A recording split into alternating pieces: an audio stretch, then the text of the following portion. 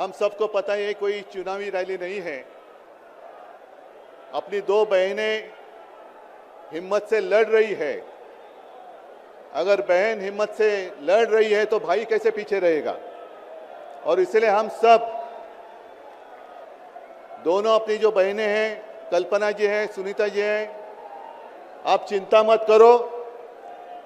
सिर्फ हमें नहीं, पूरा अपना देश हिंदुस्तान आपके साथ में है। देश में जो स्थिति है मैं दोहराना नहीं चाहूंगा। कुछ दिन पहले आशंका थी कि क्या हमारा देश तानाशाही की ओर चल रहा है, लेकिन अब वो आशंका नहीं रही, अब वो सच्चाई है। अगर बीजेपी सरकार को ऐसे लग रहा होगा कि अरविंद जी को अरेस्ट किया, हेमंत जी को अरेस्ट किया तो लोग डर जाएंगे, लेकिन उनको आज तक पता नहीं, उन्होंने अपने देशवासियों को कभी पहचाना नहीं। मेरे भारत का हर कोई डरने वाला नहीं, लड़ने वाला है। और अगर हिम्मत है तो बाकी आपकी सारी एजेंसीज हैं, ईडी, सीबीआई, इनकम टैक्स, जैसे हम इंडिया गठबंधन बनाकर सबके सामने आए हैं। अगर आप में हिम्मत है तो बीजेपी को मैं कहता हूं, चुनौती देता हूं कि बाकी सारी लोगों को छोड़ दो, आप सीधा आपके बैनर पर लगा दो कि बीजेपी के साथ जो 3 साथी पार्टी है वो ईडी, इनकम टैक्स और सीबीआई है।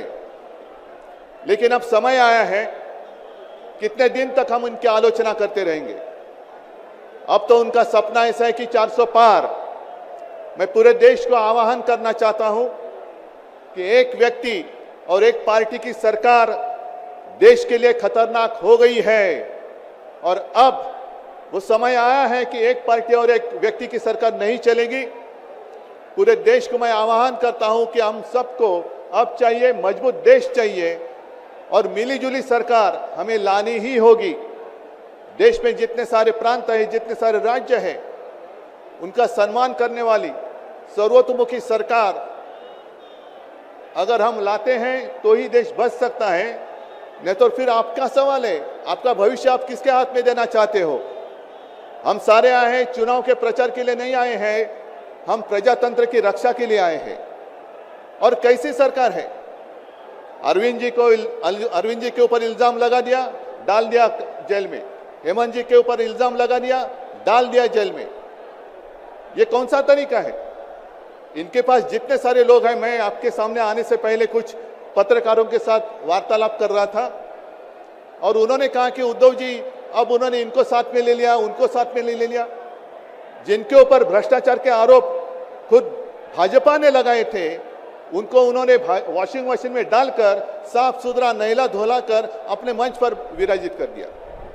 तो आप क्या विश्वास रख सकते हैं। जितने देश में भ्रष्ट लोग हैं, उन सारे लोगों को इकट्ठा लेकर बीजेपी देश को विकास के राह पर लेके जा सकता है। भ्रष्ट लोग देश का विकास कर सकते हैं। तो ये सारी उनकी जो बातें हैं, आज जो अपनी रैली है, किसी ने कहा कि बीजेपी ने इस रैली को ठगों का मेला कहा है। क्या आप सारे लोग ठग हैं। मेरे देश के वासी, मेरे देश प्रेमी लोग क्या ठग हैं। ये तो भ्रष्ट लोग हैं, भ्रष्टाचारी लोग हैं जो भाजपा में हैं, जुमलेबाज लोग हैं। और मैं ये भी जानता हूं, मुझे याद है कि कुछ दिन पहले उत्तर भारत के सारे किसान दिल्ली आना चाहते थे, नहीं आने दिया। उनके जो रास्ते थे उसमें खिले डाल दिए, उनके ऊपर टीयर गैस छोड़ा, लाठीचार्ज किया। तो मैं पूरे देश के किसानों को आह्वान करता हूं, आप अन्नदाता हो, अन्नदाता देवो भव हमारी संस्कृति है। जो सरकार किसानों को आतंकवादी मानती है और जो सरकार किसानों को दिल्ली आने से रोकती है, तो अब समय है कि पूरे देश के किसानों को आतंकवादी समझने वाली भाजपा सरकार को दिल्ली आने से रोकना होगा। जैसे आपकी राह, उन्होंने आपके रास्ते दिल्ली आने से रोकी थी, वैसे अब किसानों ने बीजेपी को दिल्ली आने से रोकना ही होगा। और एक नारा जो मैंने मुंबई में दिया था, वो जो कहते हैं कि आपकी बार 400 पार, मैं आपको आह्वान करता हूं कि जहां से आप आए हुए हैं, आप जाओ, अपने घर पे जाओ, जहां भी जाएंगे, गांव में जाओ, लेकिन एक नारा आपको देना होगा तानाशाही के खिलाफ, अब की बार भाजपा तड़ी पर।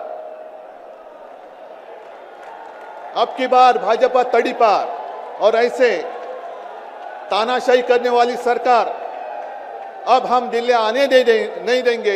यही शपथ लेकर आगे हमें जाना होगा।